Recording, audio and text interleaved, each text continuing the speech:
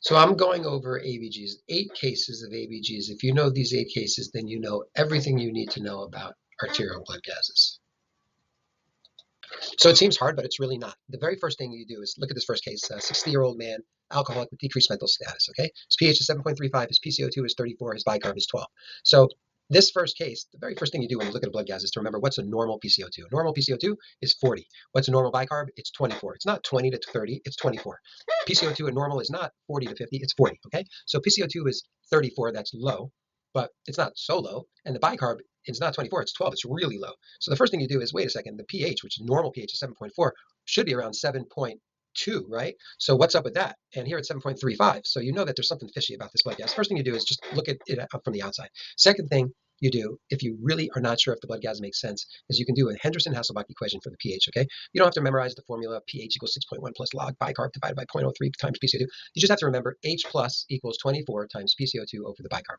If you remember that, you'll be able to do any of the board questions when it comes to the possibility of whether or not the acid base makes sense. So for a quick reference, the pH of 7.4 corresponds to an H plus concentration of 40. So a pH of 7.5 would be an H plus concentration of 30. 7.3 would be an H plus concentration of 50. 7.2 would be an H plus concentration of 60. You get the drift? So looking at the blood gas, if you have a pH of 7.35, that implies that the H plus is around 45.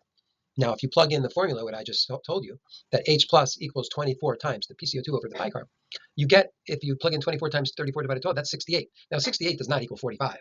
So you know that ABG is not internally consistent. So that's how you would verify whether or not the blood gas makes sense. And that's case number 1. The ABG is not internally consistent. So let's look at this case. A 27-year-old male, unconscious, street corner, pH 7.28, PCO2 is 55, bicarb is 24. Remember, the bicarb is from a chemistry, okay? It's not shot out from this pH and PCO2 because that would be not appropriate. So the bicarb is actually from a chemistry. And the way you read a blood gas is you go pH, PCO2, PO2. So it's 7.28/55/80, okay?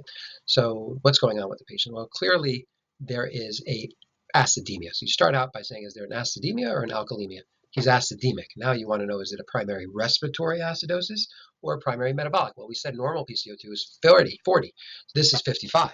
So clearly it is a primary respiratory acidosis, and the bicarb is normal at 24. So now, once you know it's a respiratory acidosis, you want to ask, is it a acute or chronic acidosis, okay? So the formula is that for every 10 increase in PCO2, your pH will drop, or will go down by 0.04 if it's chronic, or 0.08 if it's acute. So if you go by 10 points down, you would imagine pH would go 7.40 to 7.32 if it was acute. And then with another 5, that's half of 0.08, it would drop to 7.28. That's a completely acute process. This is an easy primary respiratory acidosis, but it's a primary acute respiratory acidosis. Now, what about this case? It's a 68-year-old smoker, low pulse ox, so 7.36/50/58 with a bicarb of 30.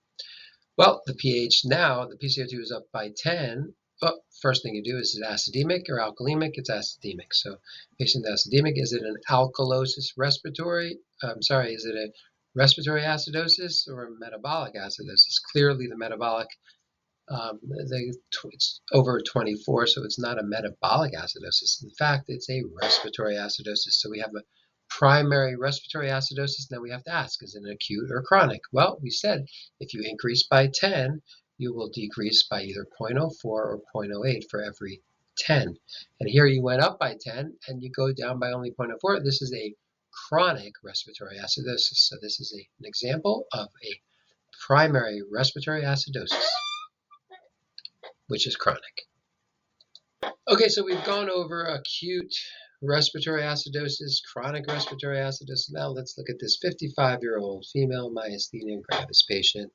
pH 7.2, PCO2 80, PO2 55 with a bicarb of 30. So we said for every, so first of all, it's acidemic.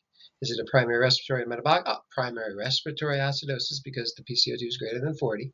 So we know it's a primary respiratory acidosis. Now we have to ask, is it acute or chronic? So we said for every 10 PCO2 increase, the bicarb is either going to go down by 0.04 or 0.08. So now it's 40 over normal. So if it was all acute, it would be 40 times 0.08, which would be 0.32, which would take the pH from 7.4 all the way down to 7.28. 0.08. That's if it was all acute. If it was chronic, you would do 40 times 0.04, which comes out to 0.16 difference. So then it would go from 7.4 down to 7.26, okay? So the point was that if it was all acute, it would go to 7.08. If it was all chronic, it would go to 7.26. It's in 7.20 is in between acute and chronic. It's not one or the other, but it's closer to the chronic. So I would say this is a primary acute and chronic respiratory acidosis, which is more chronic. Great. So now let's look at this case. Basically, we have, is this alkalemic or acidemic? It's alkalemic, 7.50. PCO2 is elevated, so it's not a primary respiratory alkalemia, but rather the bicarb is 37, so this is a primary metabolic alkalosis that's causing this alkalemic process. Remember, emia is in the blood, osis is what's the respiratory and metabolic.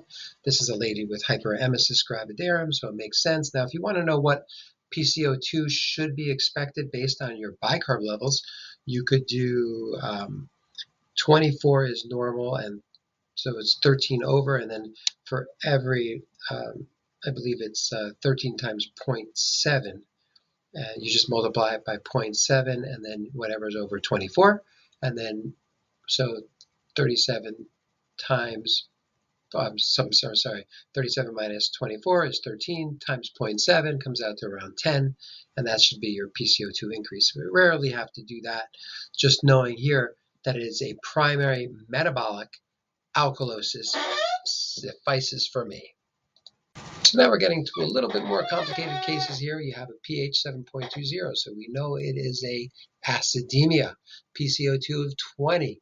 So we know it's not a primary respiratory acidosis. In fact, the bicarb is 8, much lower than 24, so we have a primary metabolic alkalosis. Now we want to ask, when we have a metabolic acidosis, we want to know, is it anion gap or non-anion gap? So here you have sodium 140 minus the chloride plus the bicarb, so 140 minus 133 equals 7. So it's a non-anion gap metabolic acidosis. Now, when you have a non-anion gap metabolic acidosis, you should say to yourself, is it from the kidneys or is it from the gut?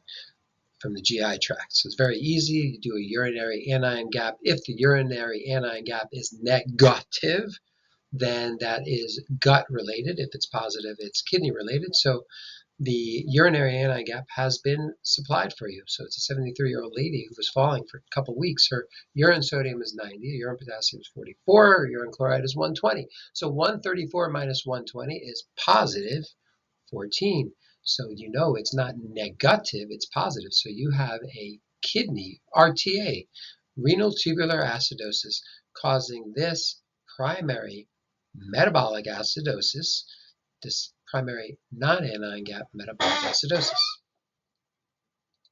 So now let's look at this 44-year-old female intubated for pneumonia. 7.58 is the pH, PCO2 22, bicarb, PO2 54, bicarb on the chemistry is 20.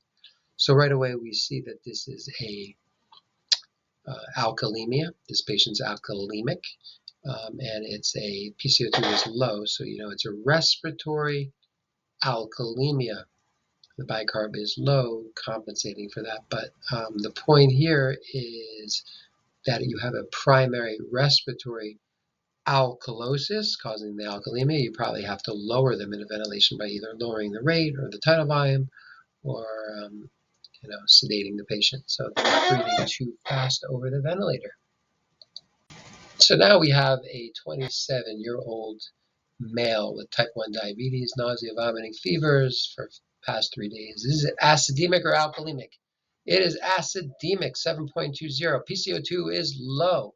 So let's take a look at that. The sodium is 150, chloride is 108, bicarb is 12. So we see here that it is a metabolic acidosis. So we want to ask, is it anion gap or non-anion gap? And guess what? It's anion gap.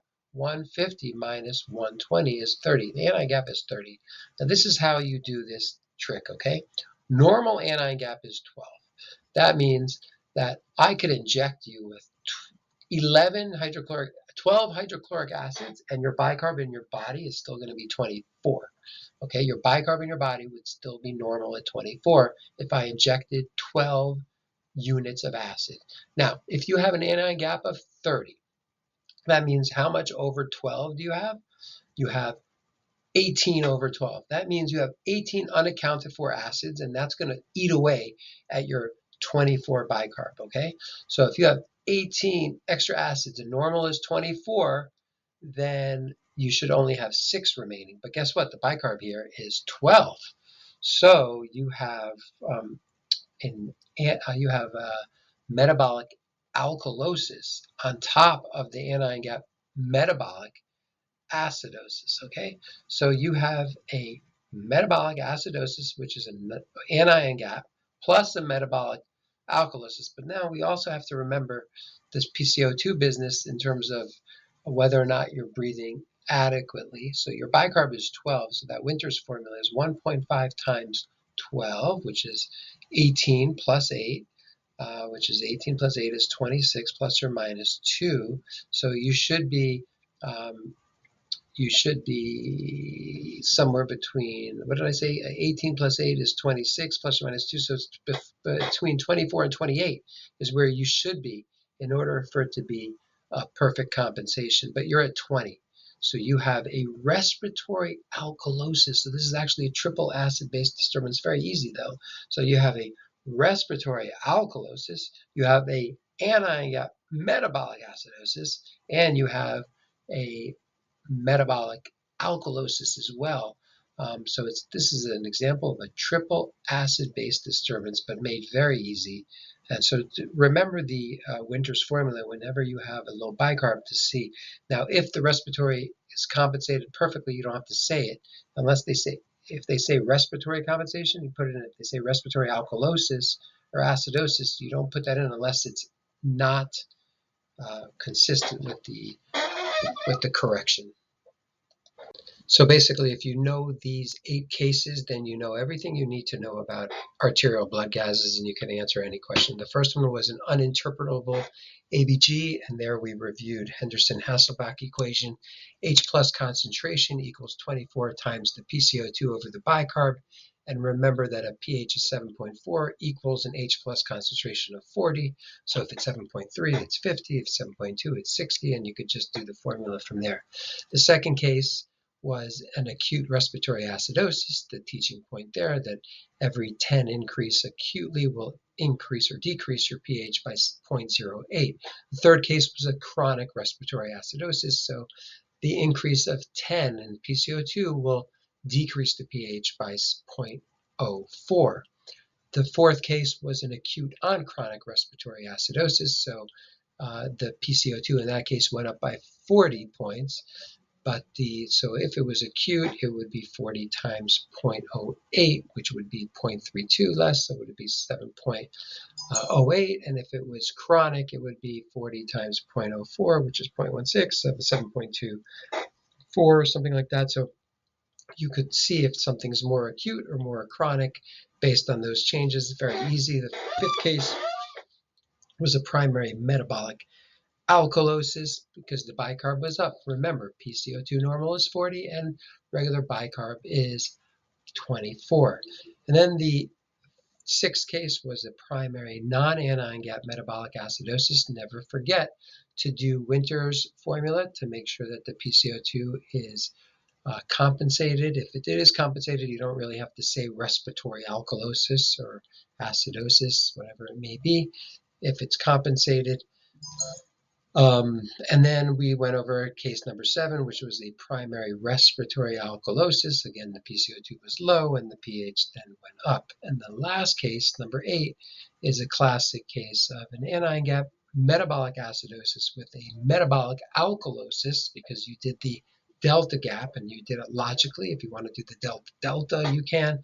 But if you do the delta gap and then you said, okay, it's 18 over the anion gap, so then my bicarb should go 18 less than regular 24. It should be 6, and it's really bicarb is 12. That means I have a concomitant metabolic alkalosis, And then in that case also, we did Winter's formula and saw that we had a respiratory alkalosis that was a triple acid-based disturbance. So you know how to do all types of cases.